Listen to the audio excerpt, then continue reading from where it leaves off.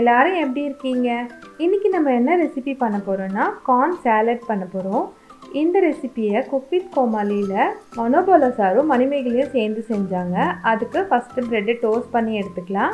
அதே பேனில் ஒரு 2 டேபிள் ஸ்பூன் அளவுக்கு பட்டர் போட்டுட்டு க்யூப்ஸாக கட் பண்ணி வச்சுருக்க ஆனியனையும் சேர்த்துக்கோங்க. அது கூட கொஞ்சம் கேப்சிகமும் போட்டுக்கலாம். இந்த பட்டரில் இந்த ஆனியனும் கேப்சிகமும் நல்லா கொஞ்சம் ஃப்ரை பண்ணிக்கோங்க. இப்போ நம்ம தனித்தனியாக உதிர்த்து வச்சுருக்க கார்னையும் சேர்த்துக்கலாம். இப்போ இந்த சாலட்க்கு தேவையான அளவுக்கு உப்பு போட்டுக்கோங்க. அது கூட பெப்பர் 1 ஸ்பூன் போட்டுக்கோங்க. இது எல்லாத்தையும் நல்லா மிக்ஸ் பண்ணி விட்டுடலாம். இந்த கேப்சிகம் ஆனியன்லாம் கொஞ்சம் வெந்ததுக்கப்புறம் நம்ம கட் பண்ணி எடுத்து வச்சுருக்க குக்கும்பரையும் சேர்த்துக்கோங்க.